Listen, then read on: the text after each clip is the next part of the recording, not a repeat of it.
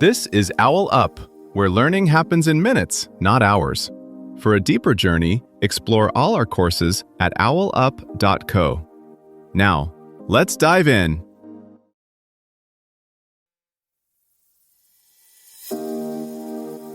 Welcome to Chapter 1 of our series, Right and Wrong, a practical guide to ethics.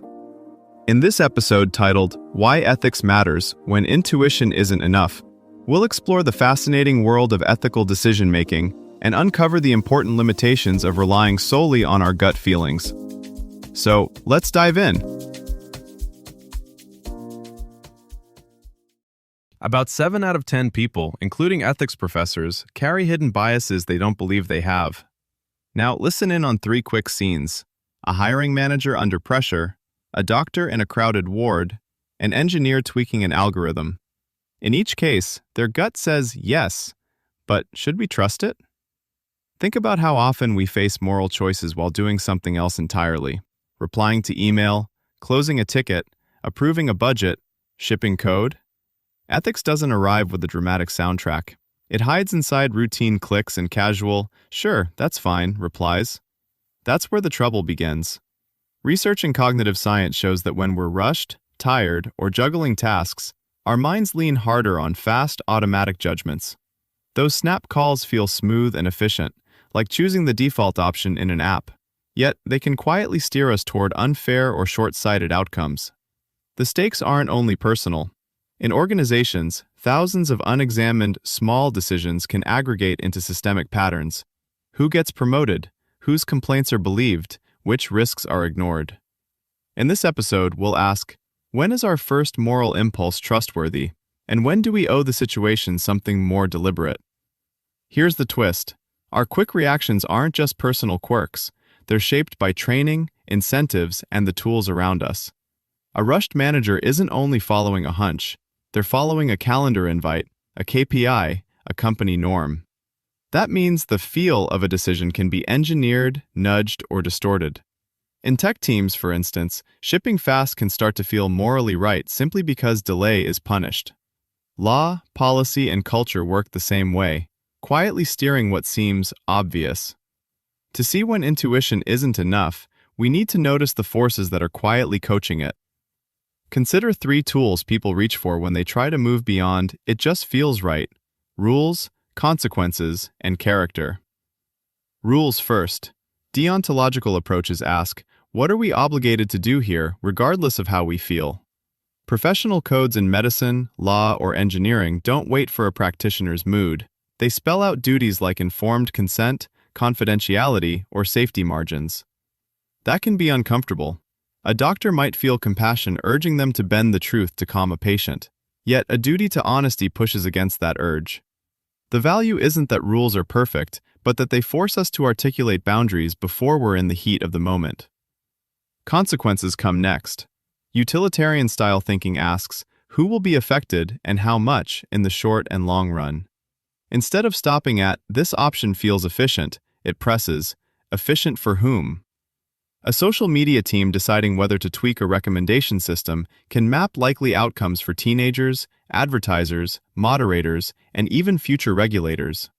That mapping often reveals costs our first reaction barely registers, like long-term trust, mental health, or environmental impact. Then there's character. Virtue ethics shifts the question to, what kind of person or organization are we becoming if we keep choosing this way? A manager choosing between spotlighting one star performer or crediting a whole team isn't just picking a tactic. They're shaping a culture that either prizes cooperation or relentless competition. Contemporary tools braid these strands together. Stakeholder analysis, for instance, walks through, who is touched by this decision? What do we owe each group as a matter of respect or fairness? What patterns of behavior will this normalize? Used well, it can surface quiet voices, contractors, future users, local communities, or even people who can't easily leave feedback, like children or patients in constrained settings. One helpful way to see these frameworks is to treat them like a debugging suite for values. Each one catches a different class of error. Rules flag where we're about to cross a line we promised not to cross. Consequences highlight harms we've underweighted. Character-focused questions expose slow drifts in who we are. None replaces moral sensitivity, but together they create a habit of stepping back, asking structured questions, and making our reasons shareable, and therefore challengeable, by others. A product team rolls out a new feature that quietly boosts engagement. Internally, it's a win. Charts go up, bonuses look closer. Months later, support tickets spike from people saying they can't stop scrolling late at night. No single decision felt dramatic, but a pattern emerges. Short-term metrics kept trumping long-term well-being. Now the team has to ask, if they keep choosing like this, what sort of company are they becoming? Or take a hospital deciding visiting policies during an outbreak. One option maximizes infection control. Another prioritizes family presence for dying patients. Different ethical lenses spotlight different stakes: duties to protect staff, outcomes for patients and families, the kind of care culture the hospital stands for. None gives an automatic answer, but together they force leaders to name whose interests are on the table and whose are missing.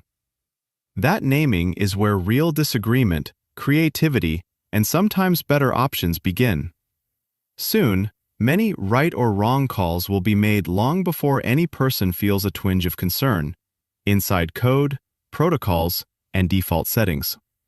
Think of school districts quietly adopting AI tutors or cities syncing traffic lights to predictive systems. Each choice bakes in priorities: whose time matters, whose data is worth collecting, whose risk is acceptable.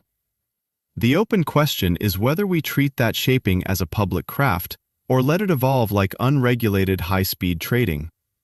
So the live question isn't rules or feelings, but what habits keep our snap choices from quietly drifting off course? Think of it like tuning a guitar. Play by ear if you like, but check against a tuner often enough that every string, personal values, laws, long-term impacts, quieter voices, stays in harmony as the song of daily life gets faster. Try this experiment. For the next 48 hours, pick one recurring decision at work, like handling customer complaints, allocating overtime, or prioritizing features, and run it through 2 filters before you act. First, your gut reaction, and second, a simple ethics check with 3 questions. Who could be impacted?